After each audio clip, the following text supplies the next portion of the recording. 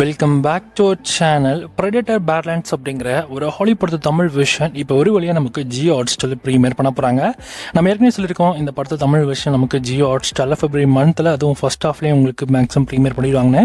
இப்போ ஆஃபிஷியல் கன்ஃபர்மேஷனே வந்தாச்சு. படத்தை இப்போ வருகின்ற February 12 அன்னைக்கு ஜியோ ஹாட்ஸ்டாரில் ப்ரீமியர் பண்ண போகிறாங்க.